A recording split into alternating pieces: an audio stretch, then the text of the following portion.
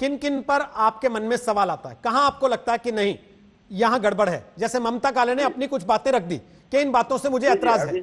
बोले गणेश जी। बाकी पूरे पैनल को मैं बोलना चाहता हूँ, 2 मिनट रुको, सिर्फ 2 मिनट। अच्छा, मैंने पूरे इंटरव्यू में 28 पॉइंट निकाले हैं जो सीधा सीधा प्रूफ करते हैं कि रिया झूठ बोल रही।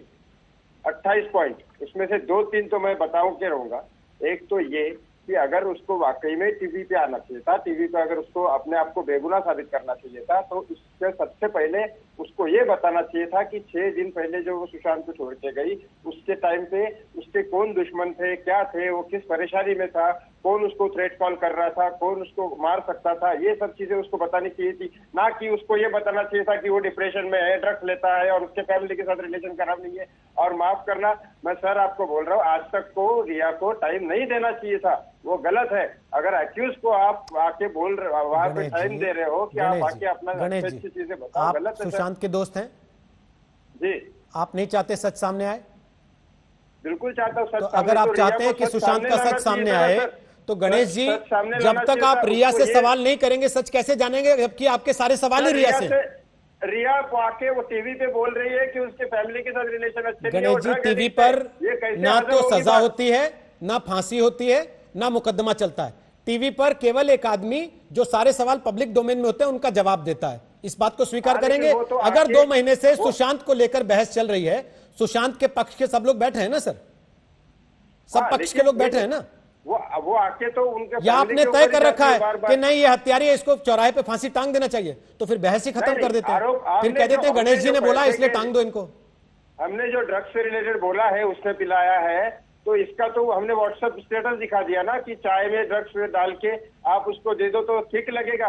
ठीक लगने वाली कोई दवाई तो होती नहीं है, और अगर चाय में डाल रहे हो मतलब उसको बिना पूछे डाल रहे हो। ओके रवि जी, आप जवाब देना चाहते हैं, लेकिन उसके पहले मैं दो मेहमान हमारे जो अभी तक कमेंट नहीं कर पाए, 3 बल्कि, विकास गुप्ता, विक्रम सिंह और नवनीत वासन जो ज्वाइंट डायरेक्टर हैं सीबीआई के, उनसे पूछना जरूरी है। लेकिन विकास गुप्ता जी, हालांकि मामला भी इस बात से आगे बढ़ गया कि रिया का इंटरव्यू चला, तो उसमें कहां चला, क्यों चला, कैसे चला, अब बात यह होनी चाहिए कि रिया ने जो बातें कही वो हकीकत से कितनी पर हैं। रिया ने जो बातें कही वो पिछले 2 महीने में जो पब्लिक डोमेन में चीजें आ गई हैं उनमें कितना विरोधाभास है, क्या सीबीआई उस पर ध्यान नहीं देगी? विकास गुप्ता जी बिल्कुल देगी। देखिए, मैं उज्जवल निकम जी से इस बात से बिल्कुल इत्तेफाक रखता हूं कि वो उन्होंने क्या कहा या क्या नहीं कहा, ना मैं उनकी सच्चाई पे जा रहा, ना उन्हें झुटला रहा, ना मैं उनकी किसी बात को गॉस्पेल ट्रुथ की तरह ले रहा।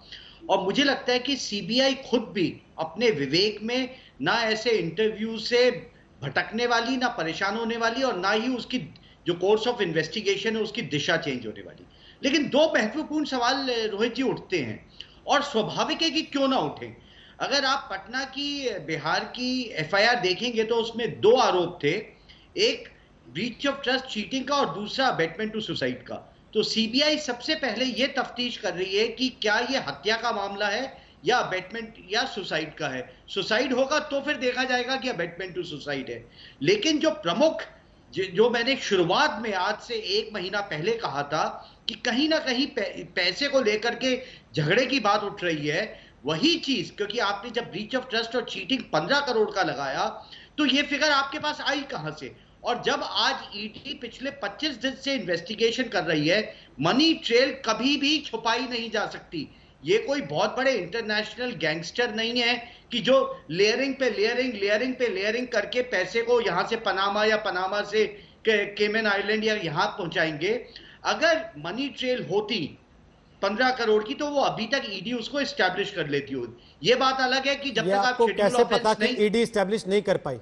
ईडी ने अब तक औपचारिक तौर पर ना कोई प्रेस नोट निकाला, ना प्रेस कॉन्फ्रेंस की। ये बात, ये ईडी, और ये और भी आलोचना की बात है कि ईडी प्रेस रिलीज ऑफिशियल वक्ता ना करके कुछ सिलेक्ट चैनल्स को रिया की जो चैट्स हैं उनको लीक करते हैं। ये और भी ज्यादा संदेह में लाने वाली चीज है, और जिसपे चर्चा अवश्य होनी चाहिए कि ईडी ने या और किसी इन्वेस्टिगेटिंग एजेंसी ने रिया की चैट्स को क्यों सिलेक्टिवली इंग्लिश चैनल्स को लीक करी। ये भी आपको कैसे पता कि ये चैट्स ईडी ने ही लीक की और मुंबई पुलिस ने नहीं की, जिनके हाथ से केस छिन गया बाद में? नहीं, ये उन चैनल्स के आप जब शोज देखे तो उन्होंने खुद माना है कि ये चैट्स हमें ईडी से मिली हैं। ठीक, आप देखिए उनके कार्यक्रम।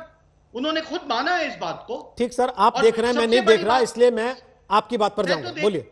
हम लोग तो देखेंगे ही, आप भी शायद मॉनिटर तो करते होंगे और चैनल्स को। लेकिन एक बड़ी मजेदार बात हुई कल, उनके वकील ने, सुशांत जी के परिवार के वकील ने यह कहा, जब उनसे पूछा गया कि 15 करोड़ की ट्रेल कहां है, तो वो खुद क्लाइम डाउन कर गए कि हाँ 85 लाख रुपए तो कैश विड्रॉल हुए हैं। तो 15 करोड़ से 85 लाख की क्लाइम डाउन कल रात के शो में हुई। और इतने बड़े सुपरस्टार के अकाउंट से, जहां इतने लोगों का घर चल रहा है, खर्चा चल रहा है, इतने लोगों को घर में आपने रखा हुआ है, 1.5 साल में 85 लाख रुपया कोई बड़ी विड्रॉल नहीं है।